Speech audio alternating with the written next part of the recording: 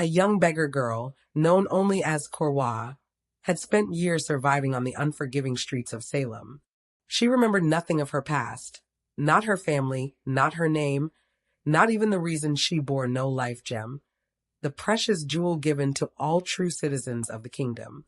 But everything changed when a noble stranger approached her and spoke a name she had never heard, yet somehow stirred something deep within her: Isa. This stranger revealed himself to be none other than Prince Zova, heir of Salem. With a gentleness that unsettled her hardened instincts, he insisted she was not Korwa at all, but the lost woman he dearly loved. He brought her to his southern castle, cared for her, restored her dignity, and told her of the life she had forgotten, her former honor, their love, and the terrible betrayal that had stolen her memories. But Korwa's trust was fragile. The man who once provided her permission to beg on the streets, Zebub, secretly approached her, tempting her with promises of treasure and false warnings about the prince. That night she agreed to lead the prince to meet Zebub's master. It is from this point that part 2 begins. By the next morning, Korwa had gathered every trembling scrap of courage she possessed. Her stomach twisted with anxiety as she approached Prince Zova in the soft morning light pouring through the southern castle windows. With a voice far less steady than she wished, she requested that he accompany her to meet the man to whom she owed her livelihood. To her astonishment, Prince Zova agreed immediately, without even the slightest hesitation. His silver-gray eyes softened. His trust in her was absolute, painfully so. Korwa had expected resistance, perhaps even suspicion. She had prepared arguments, excuses, and half-truths to persuade him, but she needed none. Behind him, however, Petros stiffened. His jaw tightened. His eyes narrowed at her with unmistakable displeasure, almost anger. He said nothing, but Korwa could feel the weight of his unspoken condemnation like a blade against her back. Even still, the prince remained gentle. Soon after, he ordered his men and Petros to escort them in the royal carriage. As they traveled, Korwa's conscience gnawed at her. Every jolt of the wheels against the cobblestones seemed to echo in her chest. If only he had made it difficult, she thought miserably. If only he had doubted me, questioned me, refused me, perhaps then I would feel less like a deceiver. He had done none of those things. Instead, he had trusted her completely. As the carriage rolled to a stop in the very street where she had once begged for pennies, Korwa felt the burn of shame rise in her throat. The prince instructed his men to remain behind, and she led him, along with Petros, through familiar alleys, worn and shadowed, into the abandoned space where Zebub had arranged their meeting. The place felt colder than usual. The air held a strange heaviness. Silence seemed to cling to the crumbling walls. And there, exactly as expected, Zebub waited, his grin sharp and oily.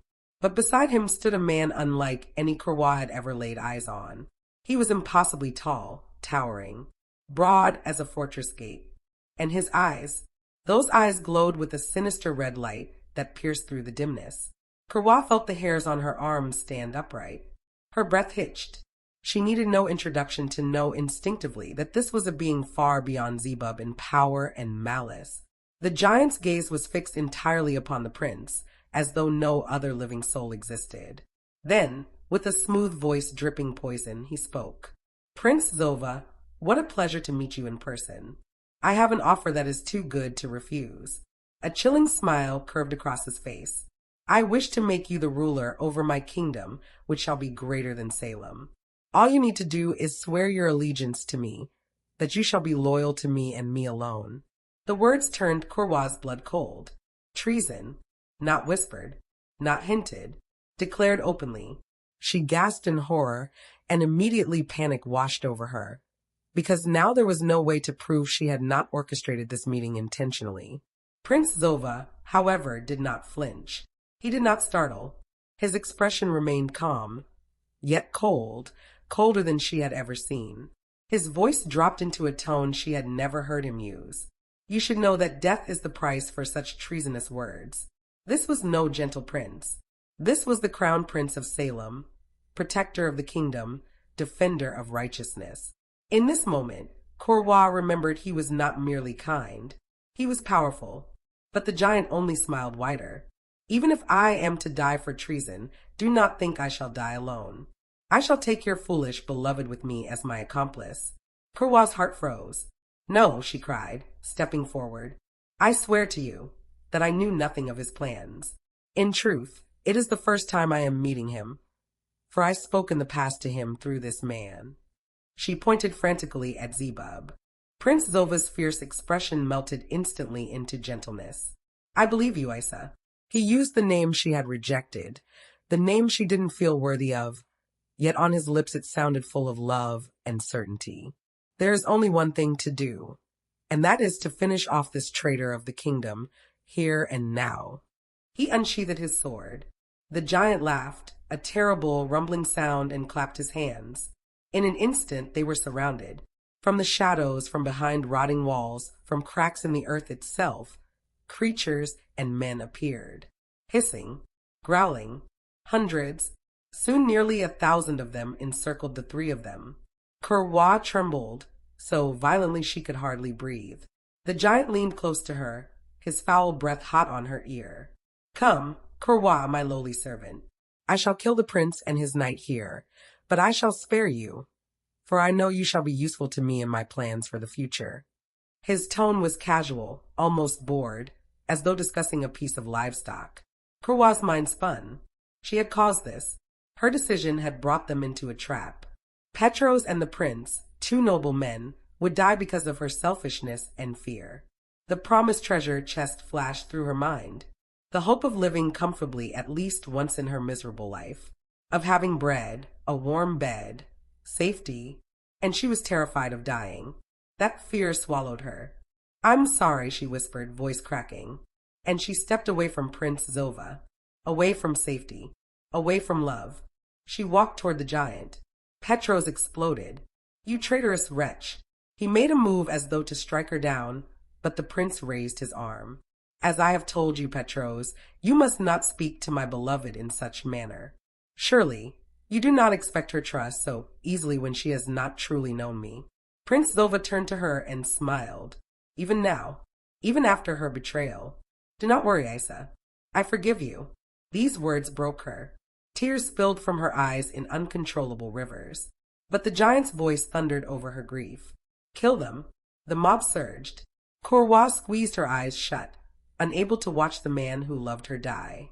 But when she heard the giant roar again in frustration, she opened them. Her breath hitched. Prince Zova stood amidst a storm of enemies, untouched. His sword blazed with blinding, holy light. Each strike sent shockwaves rippling through the battlefield. Creatures fell like shadows dissolving under the sun. Petros did not fight beside him, not because he would not, but because he could not keep up. The prince moved like a force of nature. Half the army was already defeated. Zebub shouted desperately to his master. Take him to the underworld. He will have less power there. The giant turned toward Kurwa suddenly and seized her throat. Her scream was strangled. Cease your attacks at once, Prince Zova, or I shall kill your beloved. She expected Zova to continue fighting. Why would he stop? She had betrayed him. But he froze. Instantly. Do not harm her, he cried, voice full of terror she had never heard in him before. Her heart shattered. The giant grinned. Surrender yourself, and I shall free her. The prince did not hesitate. He cast his sword to the ground. Ensnared creatures rushed him, beating him savagely, but he did not retaliate. He only repeated, breathless and bleeding, Release her. Please release her. The giant shoved Kurwa aside as if she were a ragged doll. Then, before her eyes, he transformed. Bones cracked. Flesh split. A monstrous form rose, towering higher and higher. A 6-headed red dragon. Kurwa's scream tore through the air. Diablo, the king of the underworld, the very being she had unknowingly served. Petros, take Isa and protect her whilst I'm gone, the prince commanded through bloodied lips. Why, she wailed. Why would you give yourself up for someone like me? His answer was soft, yet shook her entire soul. Because I love you. Isa, I have loved you with an everlasting love and shall never cease loving you. Before he could say more, Diablo's roaring voice cut through the air. I, Diablo, king of the underworld, shall be taking Prince Zova as a trade for the life of his foolish beloved, whom I have now successfully deceived twice. Now, Prince, do not you dare defend yourself or retaliate. I possess the master gem and the life gem of your beloved, and shall happily take her to the underworld if you do not do as I command. One of his monstrous heads turned toward Corwa. Today is your lucky day, lowly fool. I shall return the memories I took, so you may suffer guilt as you realize your betrayal. A portal tore open behind him, swirling with darkness. Corwa screamed as agony pierced her head.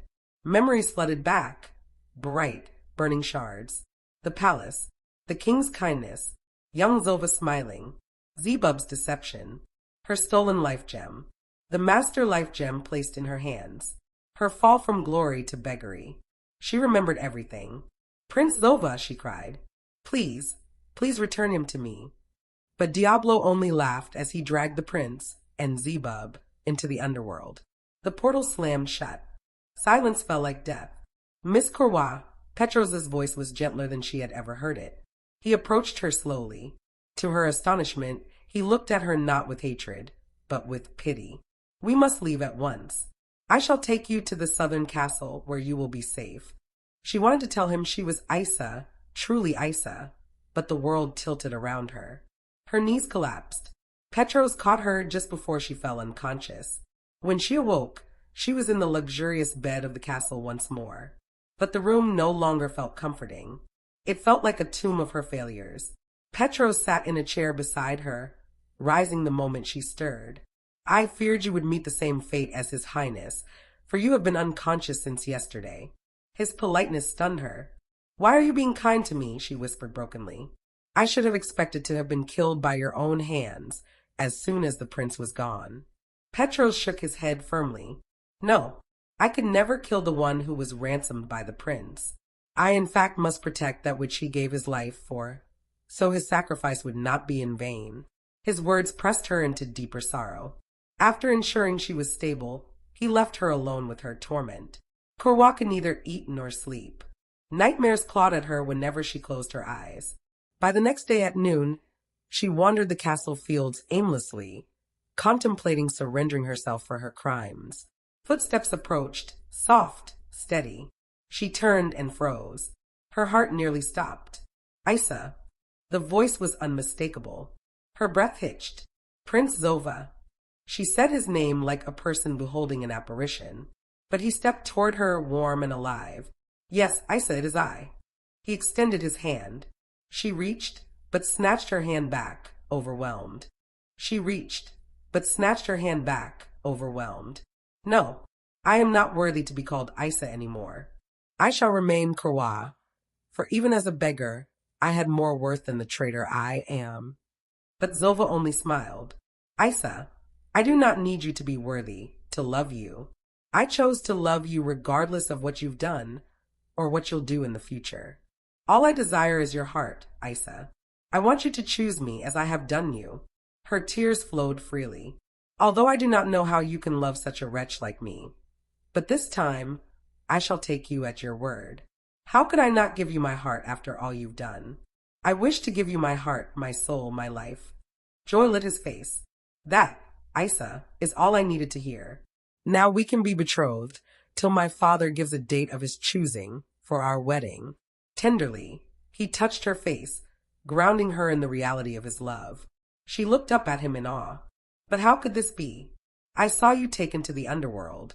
He smiled. Yes, I was. But it was all a part of Father's perfect plan. He sent Kletos to pull me out of the underworld. Isa gasped.